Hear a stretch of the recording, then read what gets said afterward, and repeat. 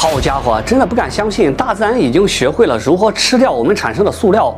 这是一项足以改变人类命运的发现，而且也再次印证了进化论的正确性。因为科学家发现了一种细菌短短50年间就发生了基因突变，它们从以前的吃角质变成了吃聚对苯胺甲酸乙酯，或者叫 PET 就是塑料瓶。简单说就是这种细菌正在像分解食物一样在分解塑料。人类解决不了的问题大自然总是有办法。目前该项研究已经取得了突破性进展，预计用不了多久就可以从实验室走向工业生产，大规模的处理塑料垃圾。这时有那好奇的同学就要问了：这啥细菌这么牛呀？能吃看起来没有营养的塑料？这得回到2016年。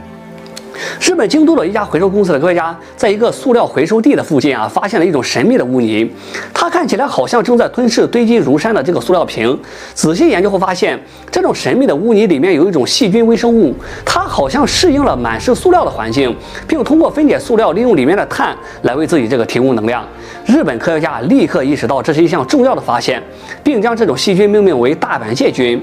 聚对苯胺甲酸乙酯醇酯 PET 这种塑料被视为人类聪明材质的巅峰，它的出现让各种汽水的风靡成为了可能，因为它轻便、透明、坚固，并且二氧化碳无法穿透，因此PET 就成为了很好的玻璃替代品。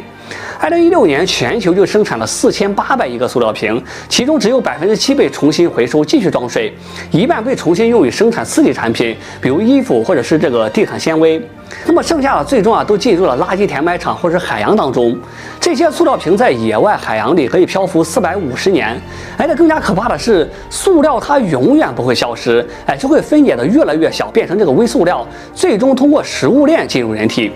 毫不夸张地说，塑料污染是人类未来面临的生死存亡的挑战。因此科学家非常的激动，并认真检查了新发现的细菌。当他们在显微镜下仔细观察的时候，结果发现这种细菌可以产生一种特定的酶，这种酶可以将 PET 分解成2种成分：对苯胺甲酸甲酯和乙酯醇。这2个东西都是从石油里弄出来的。其中乙酯醇可以做汽车上用的防冻剂，对苯胺甲酸甲酯没有任何的用途，也是废物一个。它俩经过人类的组合以后，就变成了非常强的聚合物链，但问题是它不可降解至关重要的一点是，研究员识别出了这种细菌 DNA 中负责酶的基因，然后在实验室大量的复制了这些酶。虽然它分解 PET 的速度是自然降解的100倍，但还是跟不上人类生产的速度所以研究员就希望在实验室对这种酶进行改进和强化，使其成为一种超级酶。因此基因改良酶的竞争就这样开始了。目前这项研究正在全世界的多个实验室中进行。2019年，英国普斯茅斯大学成立了酶创新中心，其中的结构生物学家约翰麦基汉在2020年就提交了一项研究报告，向我们展示了生物进化的魅力。大自然在数百万年的时间里进化出了角质，这是一种天然的巨质，